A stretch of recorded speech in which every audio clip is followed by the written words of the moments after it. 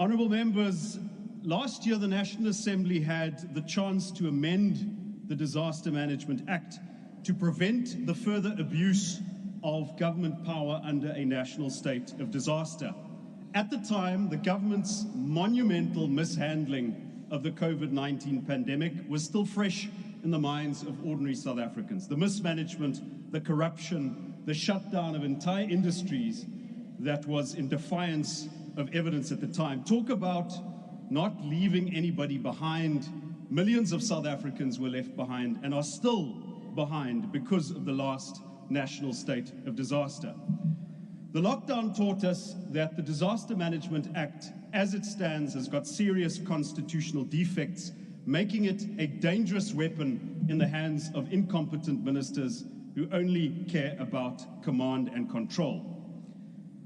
Section 27 gives one cabinet minister the power to invoke a national state of disaster, and this gives that minister, presently the Honourable Dlamini Zuma, extraordinary powers to make and break laws.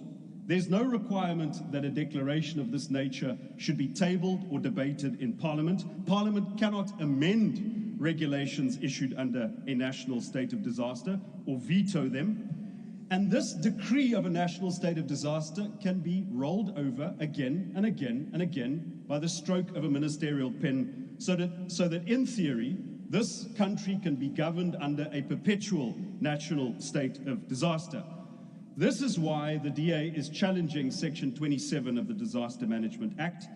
But had the ANC and the majority in Parliament not blocked that amendment to the Disaster Management Act last year, Parliament could have solved the problem by its own initiative. At the time, the DA sounded the following warning, that the government's handling of COVID-19 was worse because it had too much power, and the same was going to be true of the next disaster. And so here we are again. In the ordinary sense of the word, the electricity crisis in South Africa and our reliance on Eskom is a disaster. It is an ANC-sponsored disaster. The cumulative effect of decades of cadre deployment, state capture, race-based recruitment and procurement, and a stubborn ideological refusal to let go of the state's energy monopoly. But let's not be under any illusions. Declaring a national state of disaster will not conjure a solution to the energy crisis. On the contrary, if what the president has in mind is a COVID-19-like response to this, we can only prepare for a worse disaster. We can only prepare for a worse disaster. As for removing the blockages that do exist in the way of cost-effective and quick decisions being made at Eskom, as well as the eventual reform of the electricity sector, the president does not require a national state of disaster. Think of the unbundling of Eskom, or the failure to unbundle Eskom.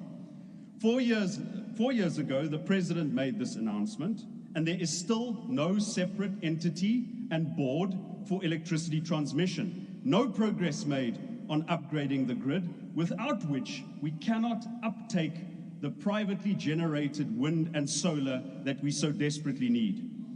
The president's own erstwhile advisor, Anton Eberhard, says that it is Minister Pravin Gordhan, the Minister of Public Enterprises, that is blocking the unbundling of Eskom, actively undermining the unbundling of Eskom. Think of the 3,000 megawatt combined cycle gas plant that had to be built in Richards Bay, which Eskom applied to the Minister of Energy, the Honourable Mantashe. That application was made in January last year. It took the minister 5 months to reply, only to tell them he wants further information. He then forwards the application to NERSA. It takes NERSA another 6 months to inform Eskom that they'd followed the wrong process, start all over again. In this 11 months of bureaucratic, what would you call it? Bureaucratic bungling, ministerial incompetence, the country's energy generating capacity deteriorated to the point of stage 7 and 8 load shedding. Dink aan die 150 miljoen liter diesel wat Eskom elke maand moet brand. En natuurlik verwelkom die DA die president se versekering dat daar genoeg geld sal wees vir diesel. Maar dieselfde minister Mantashe het Eskom se aansoek om diesel teen grootmaatpryse aan te koop van die hand gewys.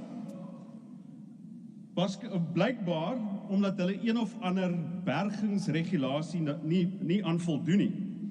As hierdie lisensie toegestaan word, as Eskom diesel teen grootmaatpryse kan aankoop, kan dit R6 per liter spaar, 'n besparing van biljoene vir die Suid-Afrikaanse belastingbetalers.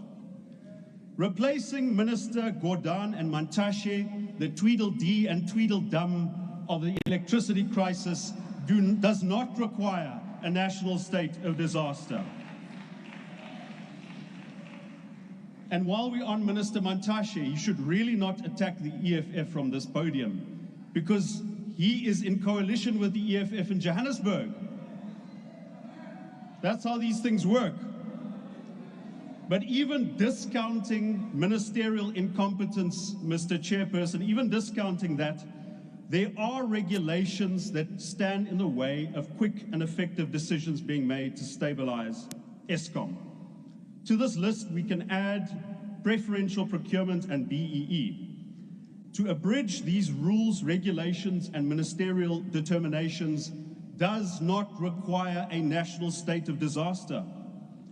In terms of Section 44 sub 2 and 3 of the Constitution, the President can bring a set of measures to Parliament narrowly focused on solving Eskom's problems, including exemptions to preferential procurement, BEE, diesel storage requirements at Eskom, and anything else that hinders an effective disaster response.